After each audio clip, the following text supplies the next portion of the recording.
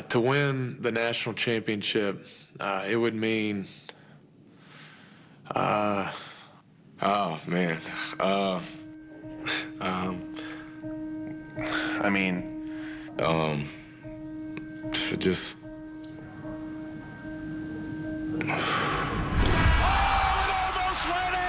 It just took the air right out of me. I was heartbroken,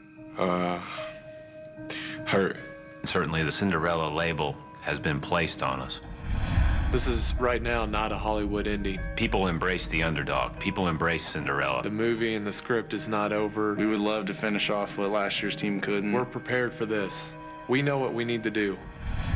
Butler is no Cinderella in my eyes. I think, we're the Cinderella team. Throughout this whole season, guys doubted us. UConn's not good. We're too young. We don't have any post players. Kimba's too small. All we have is Kimba Walker. And I love it.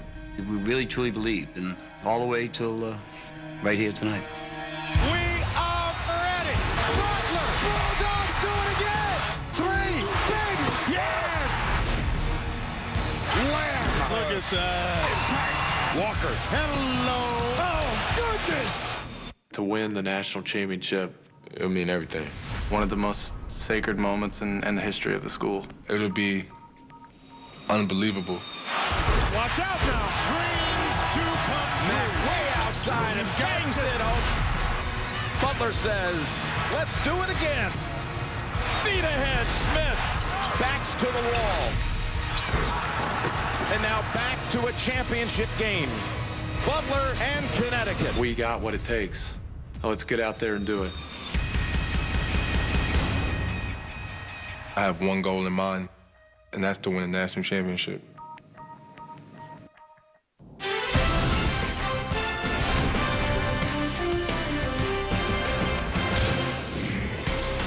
It is championship night in the vibrant city of Houston, Texas.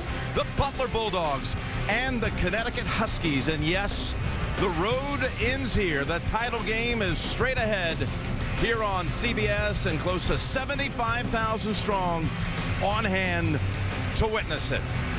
And hello, friends. Jim Nantz along with Clark Kellogg and Steve Kerr. Championship night doesn't get any better than this. It's going to be unbelievable. This guy's jumping out of his chair. I can go out there and get a rebound or two. He's boxing out already. I can't wait, guys, to share it with you. And, if Butler wins this thing tonight, I think you could build the argument that not necessarily the biggest Cinderella winner of a championship game, but a Cinderella team through the tournament. There's nothing ever to compare. Back-to-back years in the title game. What a story it would be. And yes, there has been an 8 seed that had won it before. That was 26 years ago. The only 8 to win, Villanova. A little different scenario. Villanova, in the minds of many, Jim, played the perfect game. They shot 80% from the floor, close to it, to end up winning by 2 against a terrific Georgetown team. Well, some have said Butler would need the perfect game tonight to win this one, but they've got Matt Howard, Sheldon Mack. What about the Bulldogs, Steve? Well, Matt Howard is so important for them, Jim. He's made so many huge plays in this tournament, always finding a way at either end of the floor to make the key play. And this figures to be a very close game that's decided by little plays like that one. And Kimba Walker, Clark. He is special, charismatic, creative, competitive. This guy gets it done. He comes in a small package, but he brings a lot of explosive game. Well, just a whisker away a year ago. Butler so close. What will be the story tonight?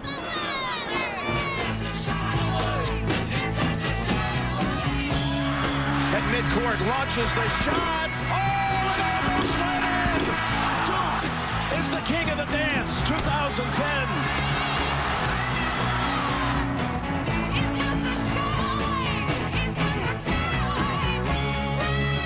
CBS Sports presents Prelude to a Championship. The madness continues. Butler. UConn. It's all on the line. Here we go. This is the national championship.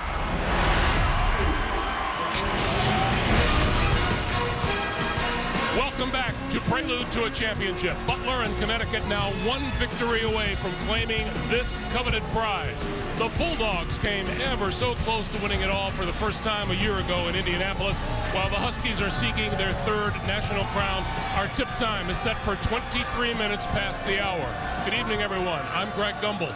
Butler's two stars, Matt Howard and Shelvin Mack, were just a shot away from winning a national title last year. Tracy Wolfson caught up with them a short time ago. Shelvin, your second straight national championship game. How does that experience you had against Duke help you in this one? It helps out a lot, you know. Me and my teammates, we remember the feeling walking off the court last year. You know, the final seconds went off, but you know, we kind of already know what the environment is going to be like out there, so it helps out a lot when it comes to these kind of games. Well, how do you make sure you have a different outcome tonight and walk away with that championship trophy?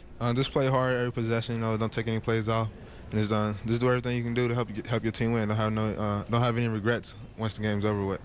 Matt, how about for you? What will be the key tonight in terms of staying aggressive and out of foul trouble?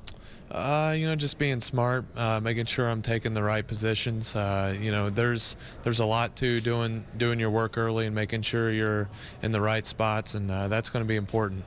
And finally, Kemba Walker, how do you contain him? You know, it's not going to be one guy that's going to have that job. You know, it's a whole team effort. He's a great player. He's going to knock down some shots. You just got to stay consistent throughout the whole game. Thanks a lot. And I am joined by a quartet of basketball aficionados who wish this tournament didn't have to come to an end. My partners, Greg Anthony, Seth Davis, Kenny the Jet Smith, and Sir Charles Barkley. I want to ask you how you were feeling on the night of the championship game that you played in. Did you feel nerves? Were you as cool and calm as Matt Howard and Shelvin Mack looked like they were? No, I was nervous. And I'll tell you what, this will be the first time in 2 years where Butler may feel the pressure of expectation, because they've really never been expected to win, even in the championship game last year.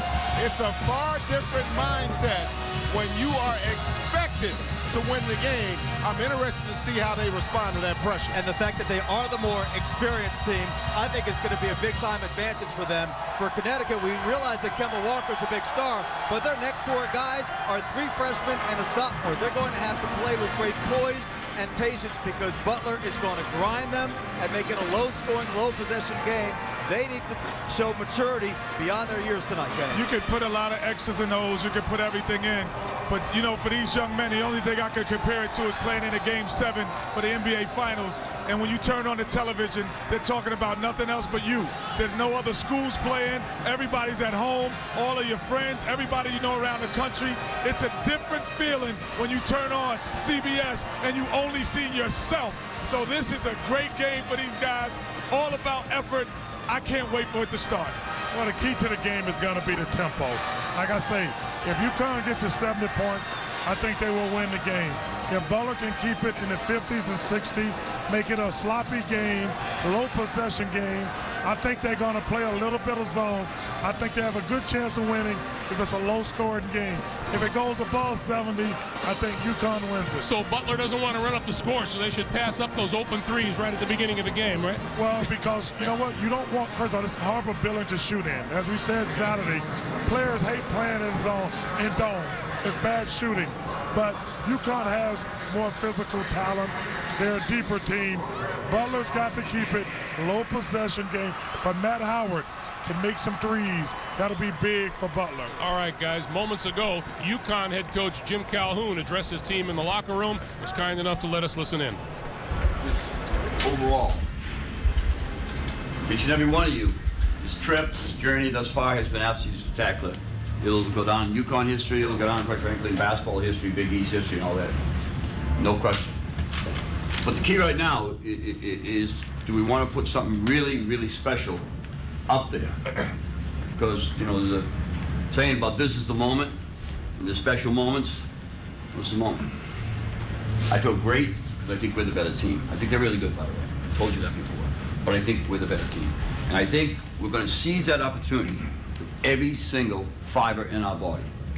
You can't ask, and I said it every game, we look in those mirrors afterwards, we can't ask any more of that. Okay? So every single one of you understand the thing they do well, it's right up there, is they work. And they try to will. They can't will if we outplay them. And they won't outwork us. So let's make sure we go out and get them. All right? Let's make sure we go out and get them right off the bat. Our thanks to Coach Calhoun for letting us in on his talk. Final minutes. The game is finally here. Who do you think, Charles, wins this game and why? I think UConn wins the game because I just think they got better players. I think Butler's had a fabulous year. I don't think they're going to be able to control the tempo. They have a chance, but I don't think they're going to be able to, so I'm going to pick UConn. I think when you get to this point, you've seen both of these teams, you start rooting.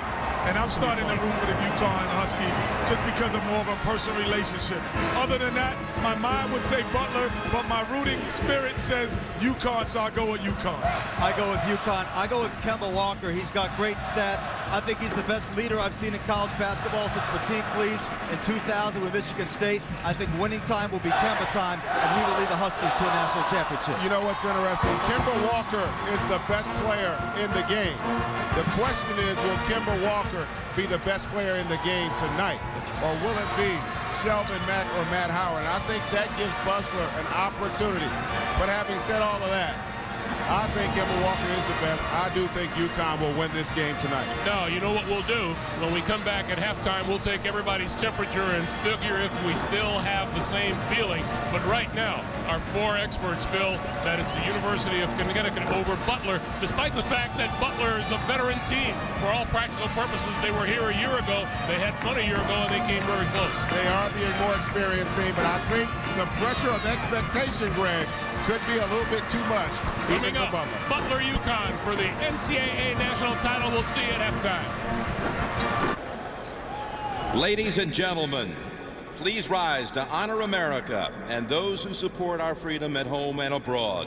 The presentation of the colors are provided by the Joint Service Armed Forces Color Guard, composed of soldiers, Marines, sailors, airmen, and Coast Guardsmen from the greater Houston area. Also, welcome two-time Grammy and three-time Academy of Country Music Award winner Leanne Rimes in the performance of our national anthem. Oh, say, can you see by the dawn's early light what so proudly we hailed at the twilight's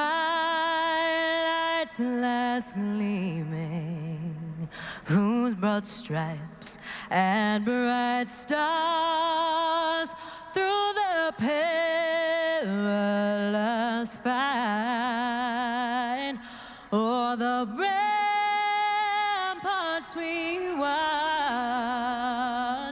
were so gallantly streaming, and the rocket's red glare, the bombs bursting in air, gave proof through the night that our flag was still there. Oh, say does that star-spangled banner yet wave o'er the land of the free and the home of the brave.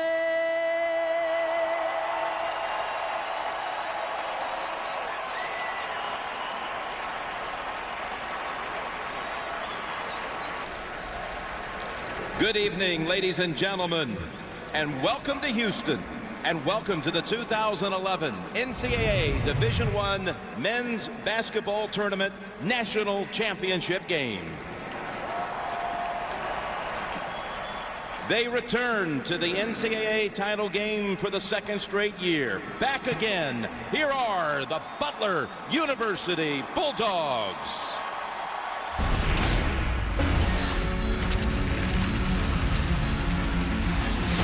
From From America's hoops heartland, the relentless Bulldogs have marched back to a second straight championship game. More clutch than Cinderella, these tenacious underdogs are primed for a second chance to shoot for their first national crown. Howard tips it over. Mack takes the three and nails it. On goes the other side. Van Sant, huge three. Butler says, let's do it again.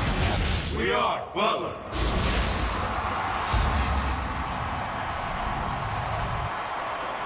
Starting tonight for the Butler University Bulldogs. At forward, a senior from Connorsville, Indiana, number 54, Matt Howard. At center, a sophomore from Indianapolis, Indiana, number 44, Andrew Smith. At guard, a sophomore from Newcastle, Indiana, number 33, Chase Stegall.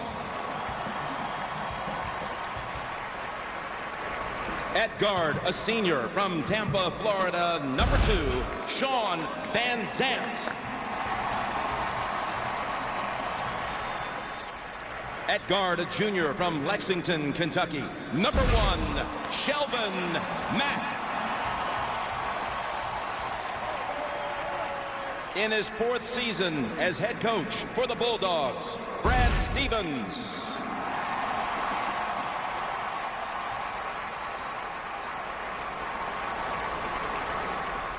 Appearing in their 3rd NCAA tournament final and their first since 2004, please welcome the University of Connecticut Huskies.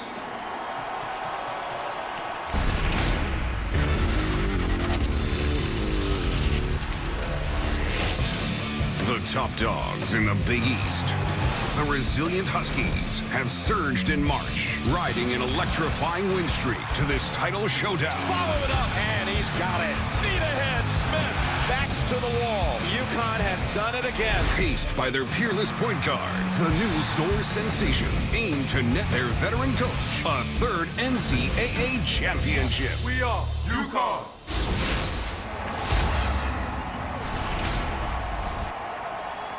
Starting tonight for the University of Connecticut Huskies. At forward, a freshman from Mansfield, Connecticut, number 10, Tyler Olander. At forward, a freshman from Baltimore, Maryland, number 22, Roscoe Smith. At center, a sophomore from Lowell, Massachusetts, number 34, Alex Oriaki. At guard, a freshman from Norcross, Georgia, number 3, Jeremy Lamb. And at guard, a junior from Bronx, New York, number 15, Kemba Walker. In his 25th season as head coach for the Huskies, Jim Calhoun.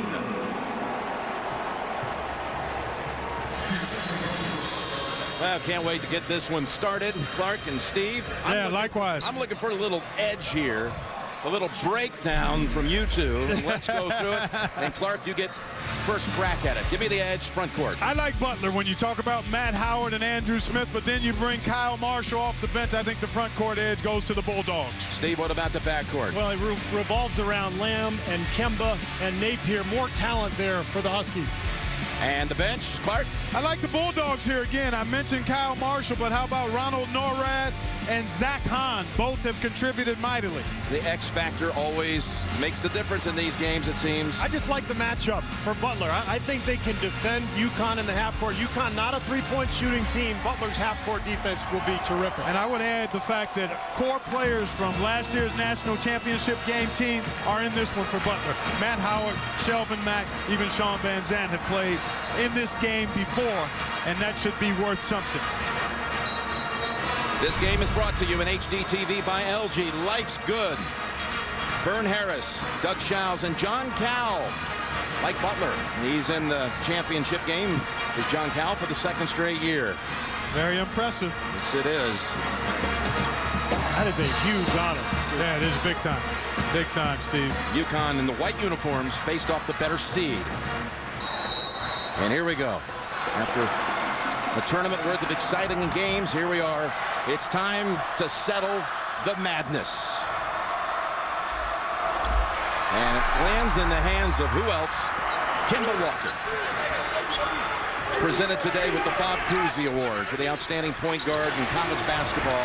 And off the ground, it's picked up by Olander. It looked like it was going to be a turnover. And just as he did on Saturday, Olander gets the first basket of the game. Apparently another called play to go inside to Tyler.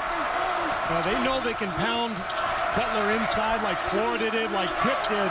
And we'll see if they can get Matt Howard in foul trouble. That would be huge.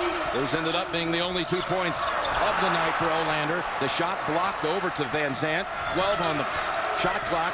With Stegall driving in. Good move. Off the glass. No. And it's Olander at the other end. Jeremy Lamb started out defending Shelvin Mack that time, and his length led to a blocked shot. Beautiful penetration by Walker, but couldn't finish. 2-on-1 for the Bulldogs. Mack takes it in and off the front of the rim. Chased down by Van Zandt. Perhaps the length of Lamb again bothering Mack. Stegall's got the three, and that's huge. He's been only 1 of 13 from 3 for the entire tournament, including 0 for 3 on Saturday, but he knocks down his first from behind the arc tonight. And Jim, so important for either Stegall or Zach Hahn to make a couple of those, and Hahn was the key the other night. Maybe it's Stegall tonight. Well, he's due, fellas. As Jim mentioned, he had only made 1 of 13 in the tournament, and he's a 35% three-point shooter coming into the tournament. Oriaki, Smith behind him. In the paint, puts it up. Yes! Alex Oriaki, the sophomore. Well, you see the strategy right away from UConn. They want to pound Butler inside. UConn's bigs are not necessarily scorers. In fact, Oriaki doesn't have a double-figure game yet in this tournament, but they're making an effort to score in the paint. Well, in the game the other night, they got 20 points and 20 rebounds from their front court players, did UConn. Stegall, can he do it a second time? No, wide left. And it's Walker pulling it down.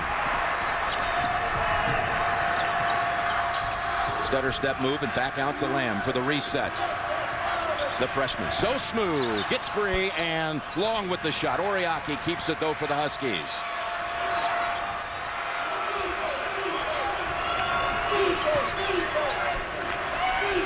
Now Walker. Pass Van Zandt, splits the defenders. Olander, jumper, no. Tapped out. Mack doing a good job of tapping it out where he could get it.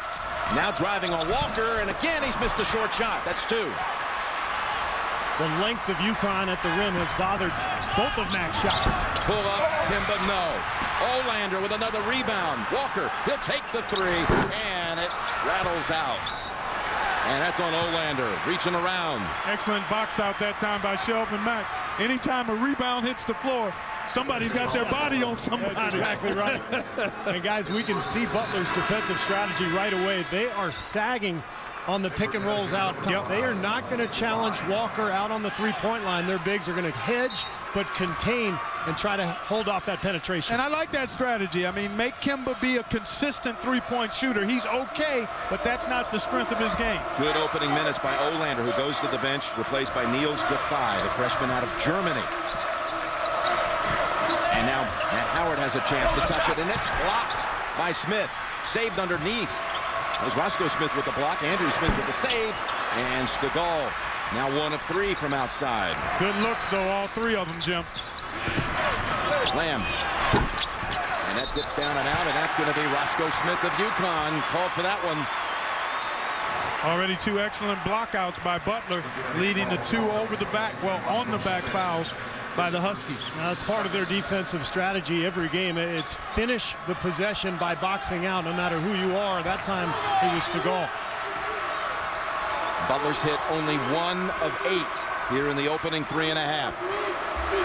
You know, it's interesting, Jim. Butler is 7 and 8 in games where the Bulldogs have shot a lesser field goal percentage than their opponents, which points out their ability to win defending, rebounding, and winning the free throw game. Andrew Smith gives it up outside. Perimeter passing, sets up Howard. No, he missed all 5 from behind the arc on Saturday and misses his first tonight from out there. And I think it'll be important for him to make 1 or 2 in this game as Smith comes over for the block from Kemba Walker. And Andrew Smith sends that into the Butler student section. So we got a break in the action. Both teams a little shaky from the floor. 3 of 18 combined. And Andrew Smith says, no way. Both teams with 9 losses. In fact, when you look at Connecticut, 22-0 outside of the Big East. They were 9-9 in league play, but they know how to play on a neutral court. Yes, they having do. Swept through Maui, having that incredible 5 wins in 5 days at the Big East tournament to claim it. They hadn't won a Big East tournament game the 5 previous years, not one. They won 5 in 5 days. Boy, the 2 stars here struggling early. Well, Mac missed a couple of layups. He had his initial shot blocked by Jeremy Lamb. But then he missed 2 right at the rim. Oh, almost. Well, we heard Charles Barkley before the game say if anybody gets to 70, they're going to win. I think if anybody gets to 60, that may be enough. I mean, these 2 teams, neither one of them blows your socks off with their offensive numbers, but defensively, they're both really good. And they're efficient typically at the offensive end. There's Kemba Walker in short. You know, guys, he rolled that ankle, had that ankle rolled on in the game Saturday. Right there in that far corner. Exactly. Yep.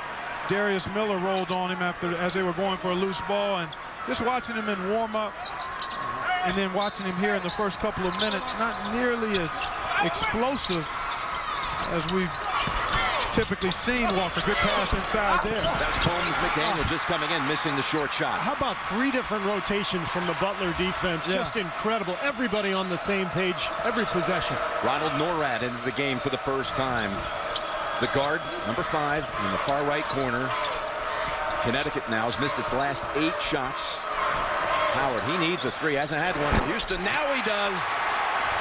After missing his first 6 from Saturday through the first shot of tonight, he finally gets one to go, and he made 52 of them coming into this on the season. And that's huge because UConn's bigs really don't want to stray from the hoop. If Howard can make a couple, it'll open up some of those driving lanes for Sheldon Mack and Van Zandt. Oriaki gets the soft roll, and again, that was after 8 straight misses by the Huskies. Nicely done by Oriaki. He got excellent position. Andrew Smith is going to have to fight him more to try to keep him from getting to the sweet spot on that low block. Mack from the wing. And he, too, can't get that first one to drop. Oriaki with an impressive board. Gafai driving in and right to the basket. It's Niels Gafai. Beautiful move with the left hand. He got a lot more minutes in that game against Kentucky than anyone expected.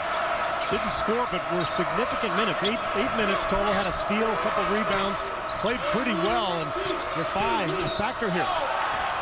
Well, so far the front line of UConn enjoying an advantage inside.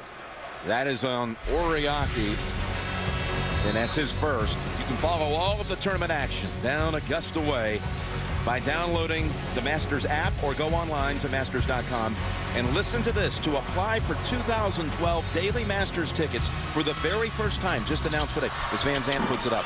Go to Masters.com. Back out to Norrad. Kyle Marshall on the floor as well. He's had 22 offensive rebounds in 5 tournament games in only 89 minutes of play. Tapped around, and Lamb able to outreach Howard for that board. And that's going to be critical. The offensive boards for Connecticut, they've been a problem the last 3 games. Kentucky had 13, Arizona 16, San Diego State 12, so UConn has to box out. Lamb chases it down. Numbers advantage now. Yep. Smith from the corner. Nope. Kwandu turns around and puts it up too forcefully. It's Marshall with the rebound, which he does so well coming off the bench. Up ahead to Howard, and he's fouled by Kwandu. Howard to the line. Guys, the experience of being on the floor last year in the national championship game, how much a factor is that for Butler tonight as you look at this foul right here on Kwandu? I don't know if you can quantify it, Jim, but you certainly can qualify it. It is important because it gives you a sense of what it means to prepare for a game of this magnitude. And I think even more than that, the pain and disappointment of coming so close to getting the national championship has to serve you well in terms of your hunger and drive. And at the end of the day, it's got to be about execution. But that psychologically has to be a plus for Butler. Olander back in for Connecticut, for Akwandu and Howard. What we heard him say at the opening. The movie, the script, it isn't over yet. That's how he felt about it. That near Hollywood finish of a year ago. And back here they are, trying to get it tonight. Yeah, same movie, they just want a different ending. Walker on the board now with his first 2 of the night. Well, if they set that screen, excuse me, Steve, if they set that screen a little lower and try to go underneath it, he's going to be right in his wheelhouse because he's a 50% two-point shooter. And great point. That was the first adjustment that we've seen in this game. Jim Calhoun sliding that pick and roll down, and Walker taking advantage. Zach Hahn on the floor for the Bulldogs. He had a big game against VCU. He sure did. An 8-0 run. It was huge. Howard. Long rebound to Walker. He takes it inside and draws the foul. He's heading to the line. And guys, those are the points that Butler just cannot afford to give up. Easy points in transition, and then a free throw coming for Walker. Now, they can live with the jump shots in the half court, but if UConn gets enough easy hoops in transition and in second chance opportunities, then the Huskies are in great shape. That's the first foul of the game on Butler, and it goes against Howard. Gafai sits, and coming back out is Combs McDaniel. Kimball Walker, who averaged 24 a game on the season. He had averaged 12 a game his first 2 years, which included a Final Four year. He had a big part of that team getting to Detroit in 09. 11 30-point efforts this year. And that's his 43rd free throw attempt in the tournament. That's 5 games plus 8 minutes here today. NORAD now will be going to the line. An experiment could change one genius's life forever. Don't miss a new Big Bang Theory Thursday, only CBS. That's foul on Walker. NORAD to the line, who was 0 for 5 from the field against the Rams of Virginia Commonwealth, and 0-2 from the line. So a couple here for the junior, who originally signed with Western Kentucky, coming out of Homewood, Alabama. But when Darren Horn left, he got out of his letter, and Brad Stevens drove all the way down to make sure he was right there in person. Drove to Alabama to see him and sign him. And NORAD's been a big contributor on these 2 Final Four teams. This one, he finally gets one to drop. Not a big scorer in high school, but Brad Stevens called his contacts. Every one of them said this kid is a leader and a defender, and you have to have him on your team. You see the impact he's had on this club the last couple of years. He's a winner. That's the word that describes him as well, Steve. Ball stripped away. That was NORAD, who's so good at that. He's with terrific. The quick hands. Garrett Butcher on the floor right now, trying to set a little screen. Number 32 for Butler, and Andrew Smith unable to keep the handle. That was the first turnover of the game for either team.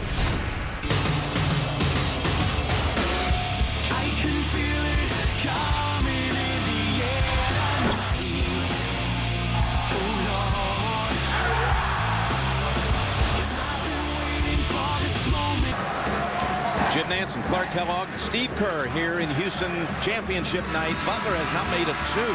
0 for 6 from inside the arc. And look at points in the paint, guys. All UConn so far, fellas. They're dominating the action in the paint, and the length of UConn bothering Butler around the rim so far. And Mack has to score for this team to win. We saw it against VCU the other night. The Rams did a great job defensively, but Mack single-handedly scoring whenever they needed a bucket. Zach Hahn whistled for that foul, battling for a rebound, as the Huskies have brought in Shabazz Napier. And Walker was just on an extra couple of seconds out of that timeout. Now returns along with Combs McDaniel. Yeah, Walker is typically 24/7. That means he's open and going all night long. He plays about 39 minutes a game. I think he's played 40 minutes in 3 consecutive games, and a lot of people felt he was tired at the end of that Kentucky game the other night. Howard back in for the Bulldogs for Butcher. You know, his fatigue in the late part of that Kentucky game could have been due to the unique circumstance that we had with not having the under 8 timeout until that it was under 4 minutes. Walker trying to draw that second foul on Howard, and the leap and leaner is short. And the discipline of Howard, so important, because that's how Kemba Walker drew Derek Williams' first foul in that Arizona game, that pump fake and jumping into the defender. Important for Howard to maintain that defensive discipline. Van Zandt, no. And that's going to be on Andrew Smith with the reach around. Big-time rebound by Oriaki. Butler's missed its last 5 from the field and woeful 13% shooting. And on cue, Shelvin Mack comes back into the ballgame. First on Smith, second on Butler. As I thought those 2 misses from Shelvin Mack early were important. And then The 2 short ones. The 2 short ones. Then he missed a wide open 3 on a great play that Butler executed. When he's off to that slow start, he's going to have to get into the groove. He's defending here on Napier. And a switch off. Mack almost made a little steal. Smith has an open 3. He's long with it. And last tap, it looked like maybe it was Oriaki. They say Butler had a hand on it last. Jeremy Lamb returns for Smith. Take a look, the box out. And it looks like Butler. Mack. Yeah, it was Mack. Got his hand all over that one. UConn's a little more athletic down there. And so Butler's going to scrap and claw for every rebound. And we've already seen a few loose balls go out of bounds to UConn's way. Not only are they a little more athletic, they're also a little taller at just about every spot. Bounce it inside. Smith, and falling on him and committing his second foul is Oriaki. That's also the 6th team foul, so from here on out, they'll be in the bonus. Tomorrow night, the Division I women's basketball champions will be crowned. Notre Dame and Texas A&M square off in the championship game. Pre-game coverage begins at 7:30 Eastern on ESPN. For more information on the women's championship, go to NCAA.com. Well, I caught the whole Notre Dame game, and Skylar Diggins was fantastic. And I caught the tail end of the Texas A&M win. Terrific basketball in Indianapolis last night. Jump hook by Andrew Smith breaks a 5-minute Butler drought. And also gets the Butler Bulldogs on the board in the paint here in this first half.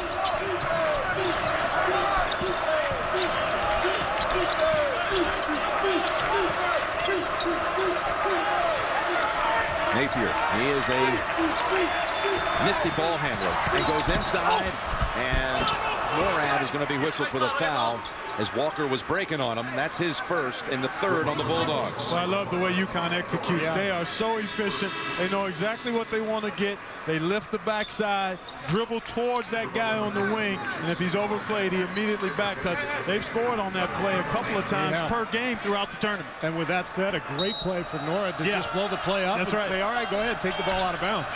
Donnell Beverly throws it in for the Huskies. The senior from Hawthorne, California, seeing his first minutes of the game.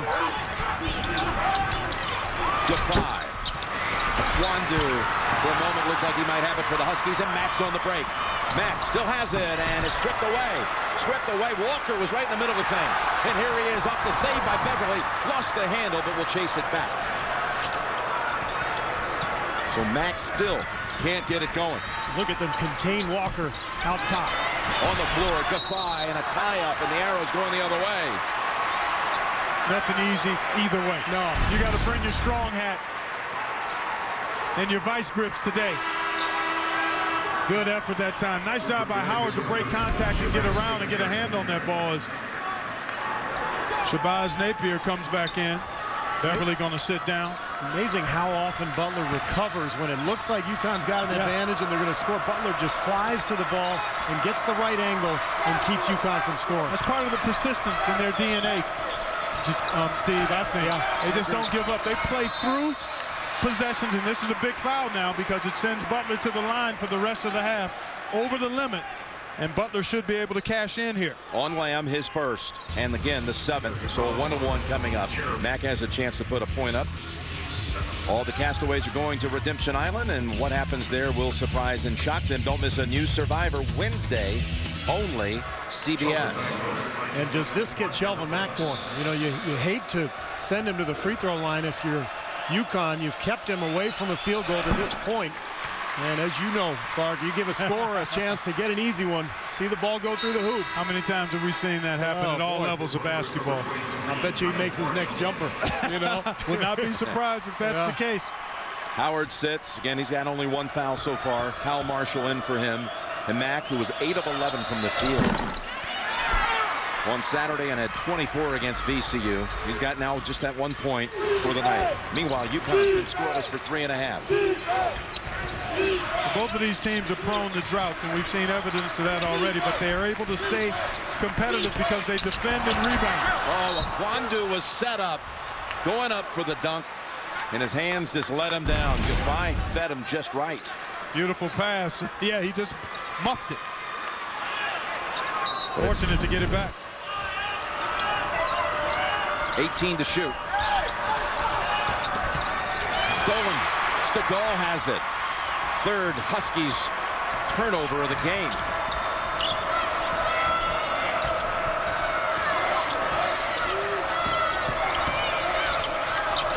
Boy, Napier making Mack's life miserable over there. He's an excellent on-ball defender. Really good lateral quickness, and he's active with his hands. How good was he against Brandon Knight the other night? Marshall fakes the shot, drives baseline, off the front of the rim.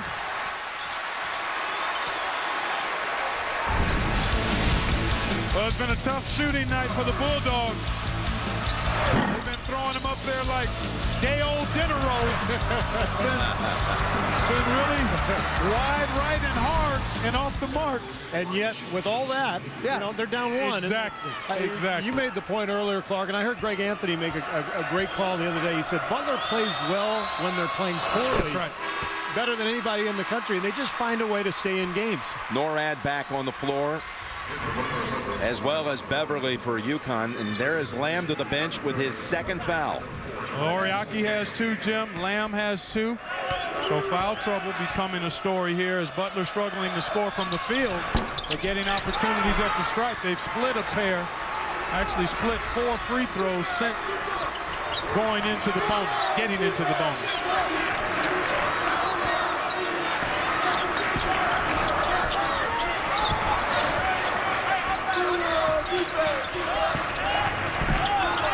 Holmes McDaniel. Kwandu. This time he's not going to let go of it. Any of those easy points for either team is so important here. You can see it's going to be an all-out war in the paint and in the half court. Both teams just struggling to find anything.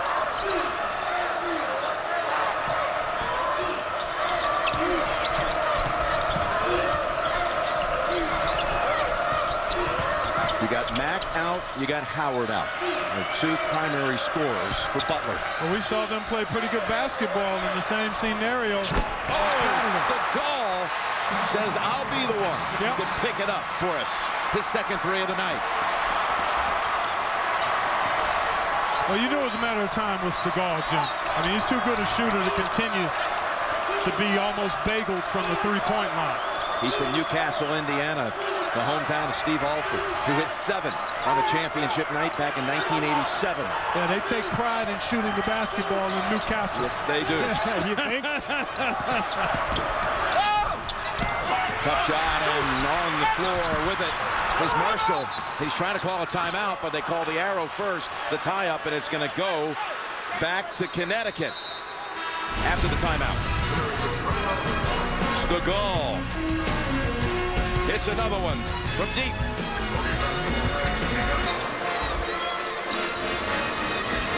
Tonight's aerial coverage provided by DirecTV here in Houston, Texas, hosting a Final Four in a championship since 1971. First time since 71. Mack and Howard are coming back out with 6:44 to go in the half in this choppy, if you will, so far championship game.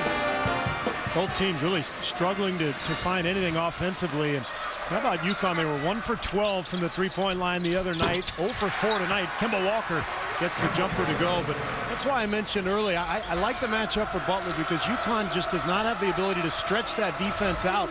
And Butler just so good with their rotations, and they don't have a lot of floor to cover with this matchup.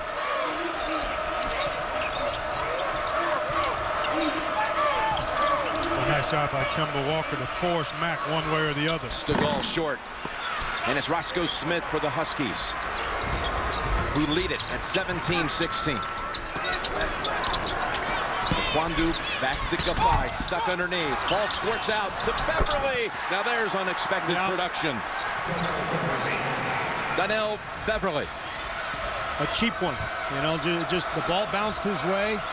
And in this game, it may be decided by the bounce of the ball and who can get lucky a few times and get a point or a basket.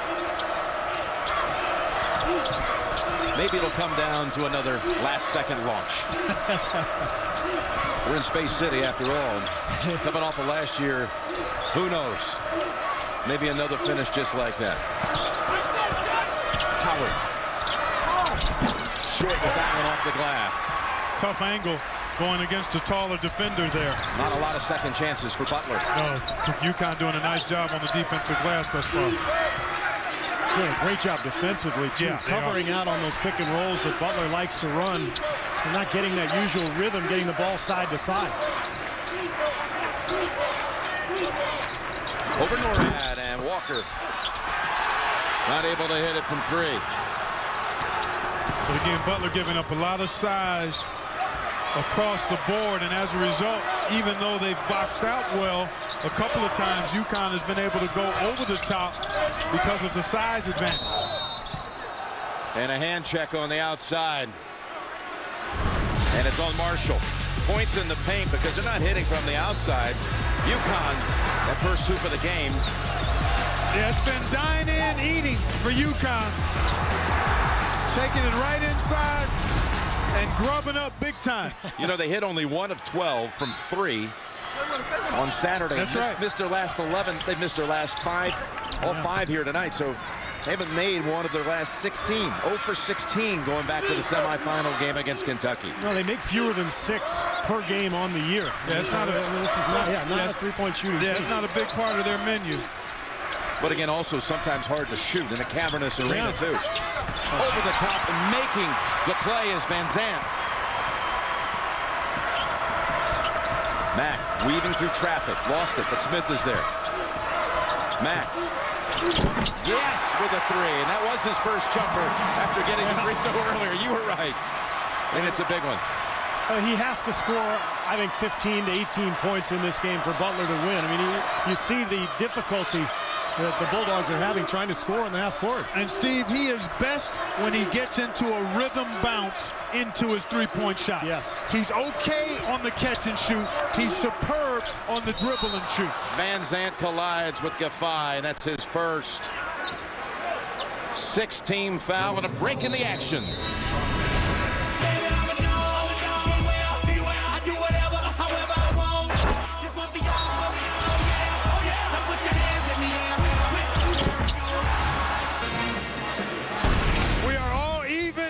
We're going to take a look at Mack with the rhythm 3. I want to draw your attention to his left hand right here, because when he's able to get the ball on the floor and dribble it into his shooting pocket, he is fantastic.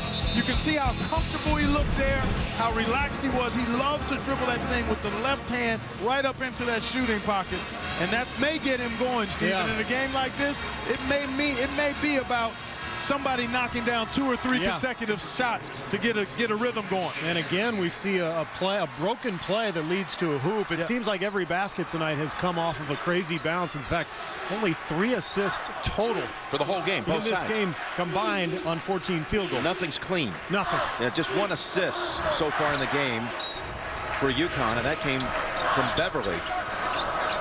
UConn trying to down and look out. That's got to be close to a 5 count, and Norad able to jump up and force the theft. I think that's twice now that UConn has lost the ball on a baseline out-of-bounds play. That's right.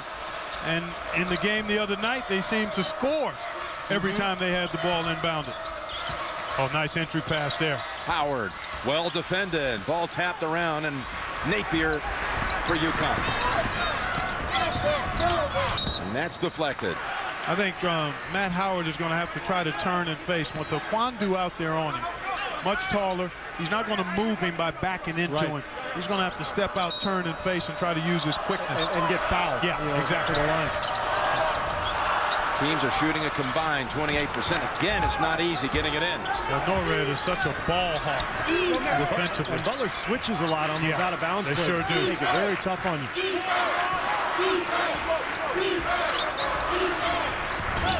Walker.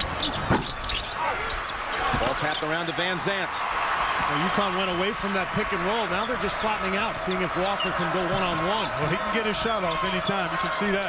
Mack. That one rattles out. Smith has it. He waits. No call. No call. And UConn with Walker.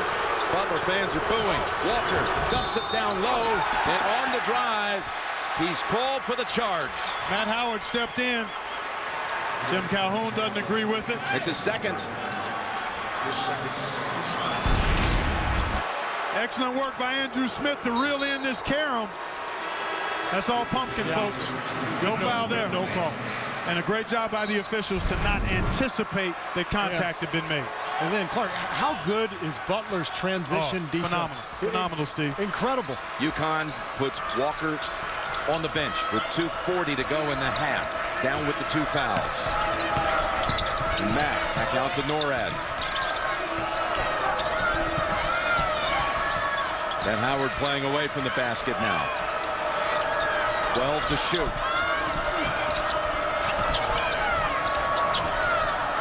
Smith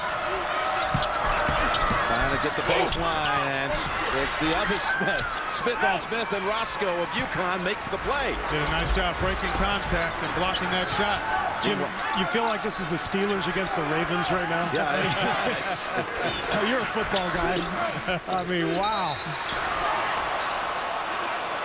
Well, what were we saying? Somebody said in the 70s. Charles did. Then you guys suggested the 60s. Maybe it's going to be the 50s. Yeah, let's keep moving it down. Coming up, AT&T at the half with Greg Gumbel, Greg Anthony, Seth Davis, Kenny Smith, and Charles Barkley. Breakdown of the first half. They'll pick their best moments from the entire tournament. And the awarding of the Naismith Trophy presented by AT&T to the Player of the Year coming up on AT&T at the half. They were tied at 19 inside of 2 minutes. And Connecticut's gone scoreless for 4.5.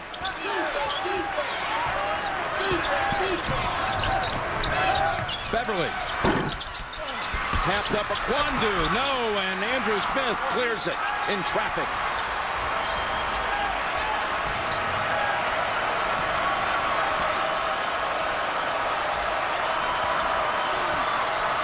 UConn allowed a season low. Season best just 21 to Kentucky in the first half. And here's why. That defense with plays like that by Napier. Norad, though, is able to cut off the penetration. They tried to post up Napier with Mack, but a poor angle on that pass. Exactly.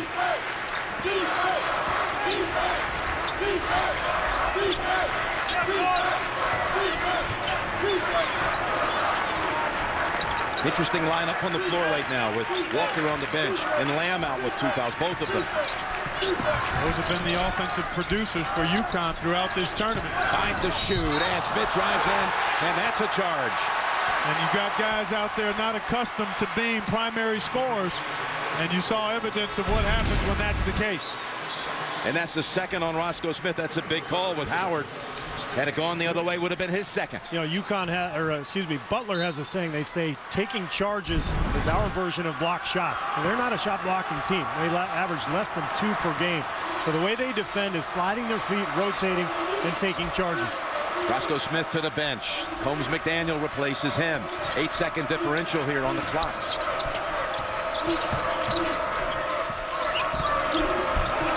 Left-handed hook and put up too strong, but right back out. They could save it for the final shot of the half. And they will. I like the execution, though. They got Smith on the smaller Combs McDaniel. He just couldn't convert. Yeah, he rushed it, I thought. Yeah. 5 to go. Will Butler have the lead at halftime? Mack with a long-range shot. Yes! Butler at the buzzer!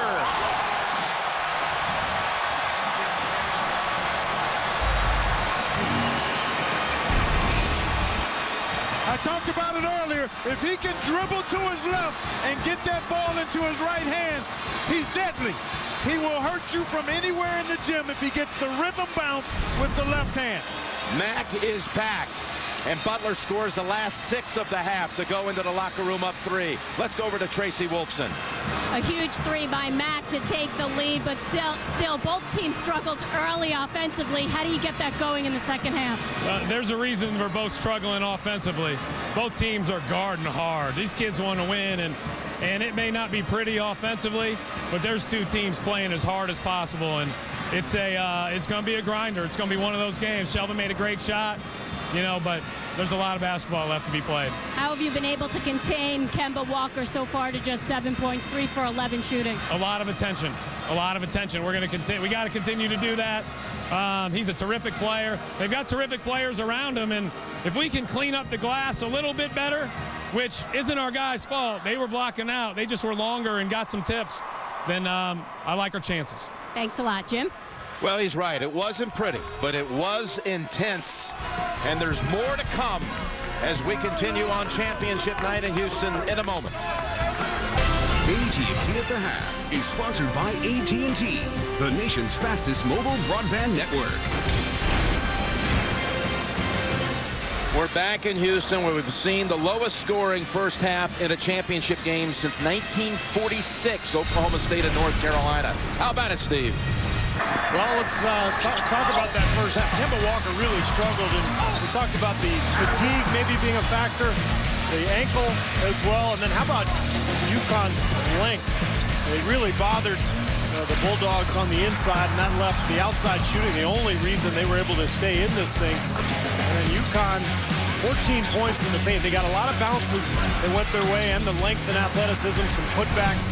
And that's been the story here. It's been a choppy game, very hard defense being played. Second half coming up on CBS.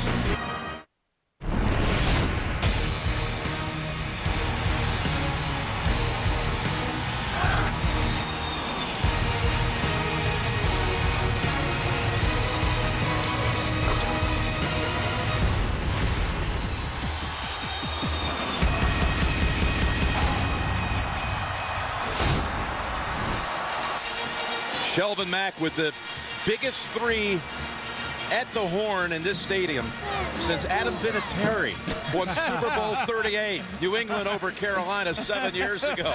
A lot of football references here in the first half. You guys brought it up. So it was perhaps, who knows, in a game that's been anything but clean so far, but maybe that's a big boost that will carry over to the second half. What do you think? Yeah, we see what happens here. I think guys are going to make shots here in the second half. I really do. It won't pick up a lot, the pace, but I think there's going to be some shot making here in the second half. This game brought to you on HD TV by LG. Life's good. Well, the coaches are going to make adjustments at halftime, and I think if you're UConn, the guy you've got to look to is Jeremy Lamb. He was 0 for 2 in the first half, but he showed the ability to shoot over the top of this Butler defense. I think that's their best attack, is to go with Lamb off those screens rather than try to go at those high pick and rolls with Kemba Walker. Stegall chases down his missed three. And again, Butler's only made one two-point shot. Oh, look at Stegall. He's got 3 of them. How about from the outside? How about that? You talk about an X factor. We talked about the experience of being in a championship game for some of these Butler players.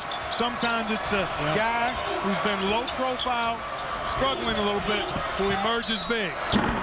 Lamb, who was not a factor in that first half, had 2 quick fouls. He'll be going to the line.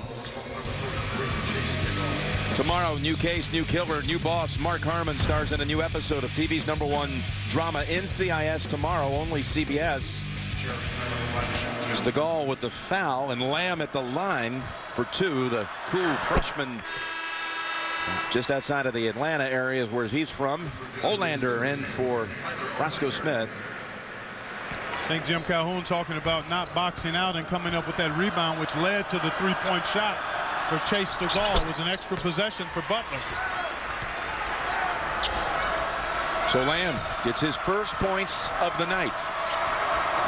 He's been averaging 18 here in the tournament. He picked up those 2 quick fouls, and that took him out of the game. But you can bet that UConn is going to look his way, try to get him going here. So often, though, when you get into early foul trouble sometimes, it disrupts your rhythm for the full game, and that's Andrew Smith with a bad cholesterol foul there. That's one. The rebound was secured.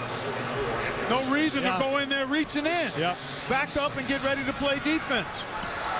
Guy's 94 feet away from the goal.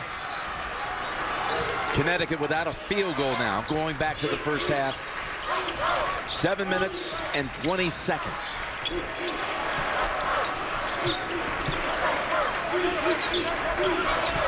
Walker over Van Zandt, and Walker comes out with a big first shot of the second half. You see the adjustment Jim Calhoun has made. He's running Walker off screens, he's running Lamb off screens, and they're trying to attack from the baseline instead of the top of the key area. Takes away a lot of help when you isolate like that, Steve. If you're in the middle of the floor, the defenders can get a bead on you.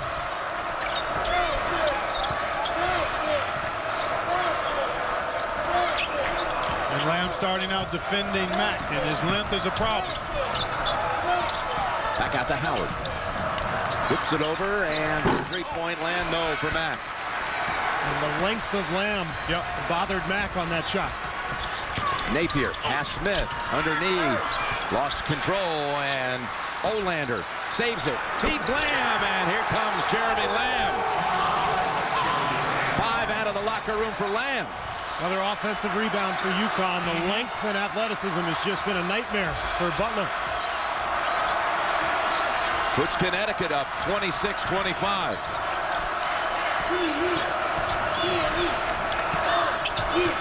Last 7 to the Huskies. Mack stays with Butler. That's Mack's shot, though. First, they brought you Real Coke Taste and 0 calories. Now, we're bringing you the most impressive NCAA experience known to fans. Get in the game at Coke Zero Social Arena.com. Roscoe Smith back on the floor after getting a chance to think about the mistake he made early. Smith backing in on Oriaki, who does not give up his ground.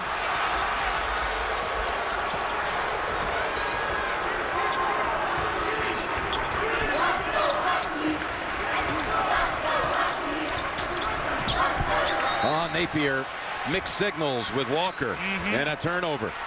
Their 8th of the night. Yeah, they're trying that little backdoor play that we saw in the first half, and a little miscommunication, but well played by Butler. Butler with 1 basket here in the first 3 minutes. That 3 by Stegall, and that is again Oriaki making a play on the defensive end. On the penetration, Butler has to be ready to kick that ball out because Connecticut's length is too much at the rim for them to go through and over. So the penetration has to be with the idea of kicking it out to an open shooter. And the officials agree, no Husky touched it. So right back, turned over to Connecticut. The other idea, if you're not going to kick it out, can you shoot that mid-range shot? I don't think it's Norrid's game, but Shelvin Mack can hit that little pull-up 15-footer at the foul line area. Let's see if he goes that route.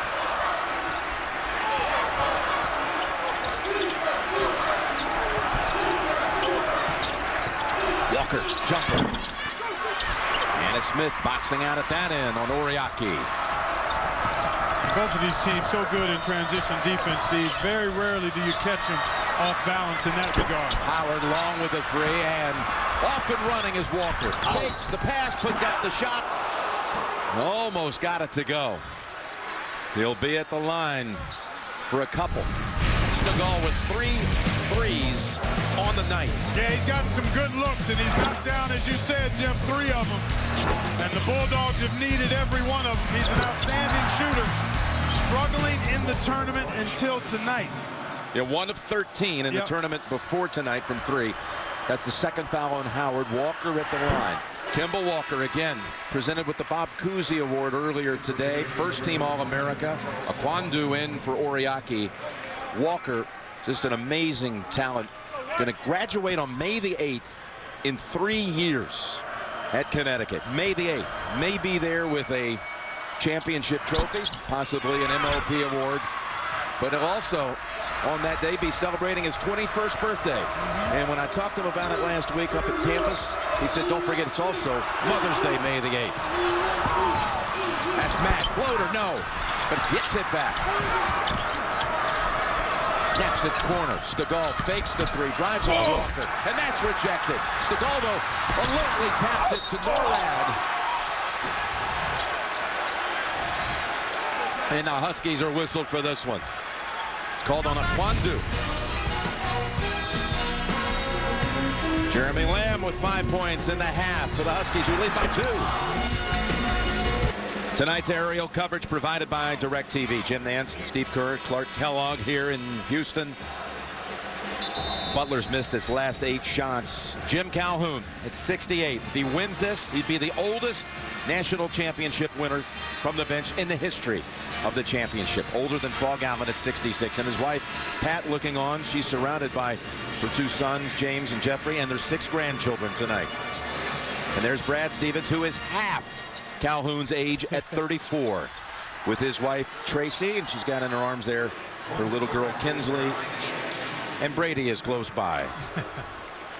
Norad at the line off a foul by Akwandu going to the break, which was his second. Jim, I think every family member is hoping that somebody can make a shot out here at some Actually, point. it's been mildly better to start the second half. That's not saying a lot. 7 for 37 overall for Butler, which is just shocking. And yet they're only down 1 because UConn's 11 for 35. This ugly shooting, is it just the setting? Is it the night? Is it the great defense? Why is it like that? All of the above. All of the above, Jim. It's always difficult as you look at the shooting. First half, second half for Butler. When you take a look at the fact that some good shots have been missed, a number of shots have been challenged, and there's Alex Oriaki getting one from point-blank range.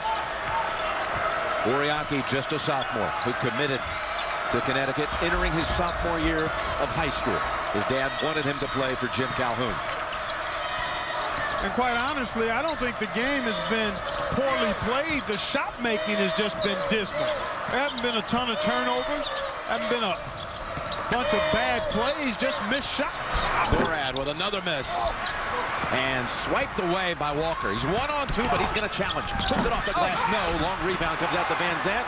He wants to run with it, and he almost got his pocket picked by Walker. There's Mack. Pull up 3. Long. And Kimba saves it to Oriaki. That's a stretch right there at both ends that typify the way this game has been going.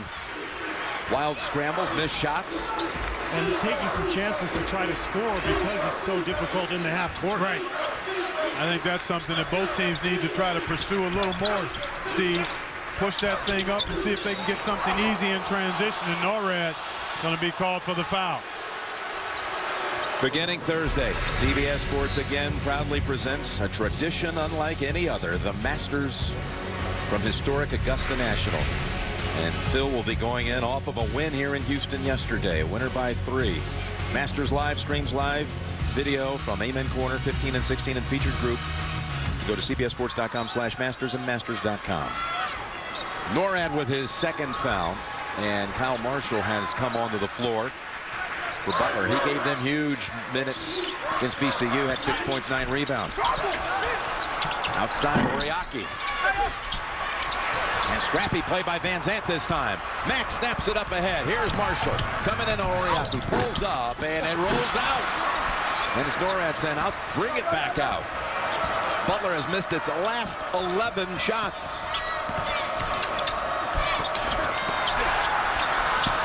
Mack able to come back out with it.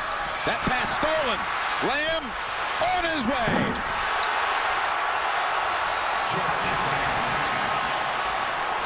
Well, Jim, it's only a 5-point lead, but it feels like more because of the way the game is going, and I think Brad Stevens feels that way too. He's getting a timeout here. UConn taking a little bit of control in this game. Well, you see the score, UConn up 5, but look at this difference here. A huge advantage, points in the paint, but the shooting has been more like watching paint dry. I mean, it's just been brutal. That's not fair to paint. Yeah, it's been tough. But look at the numbers, 7 for 41 for Butler. You ever seen anything like that in your life? Never seen anything like it, and they're 6 for 22 from the three-point line. So that means they're 1 for 19 from two-point range. A lot of those have been blocked or challenged or changed inside, and finally Howard with a tough shooting break. That ball was down and out, but the woes continue. And I feel like UConn has found a couple of things here offensively, running these baseline screens for Lamb and Walker, and then going inside to Oriaki a couple of times as well. Lamb. Gets it right back. Left open, baseliner, and Jeremy Lamb. He has really stepped on the gas pedal, hasn't he, in the Heat second it up. half? Yes, indeed. Lamb with 9 in the second half. Meanwhile, Butler at this end, approaching 7 minutes without a basket. Since that Stegall three coming out, Norad gives it up. And Marshall almost got that one to drop, but he'll shoot a couple. Huskies now up 7, largest lead of the night. And Jeremy Lamb's been in the middle of it. Walker with the pull-up jumper there, but there's Jeremy Lamb, the poise, Panther-like freshman, smooth and lethal in his attack.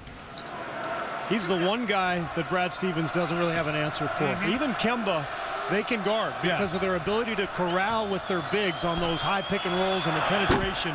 But when they run Lamb off those screens, he can shoot right over the top of those smaller whoever's guards. defending him. Here comes Stegall, who's the only guy who's had any semblance of a decent shooting night for Butler thus far. And Mack to steal a little extra time before the break under 12. That foul was on Gaffai. And Marshall misses them both.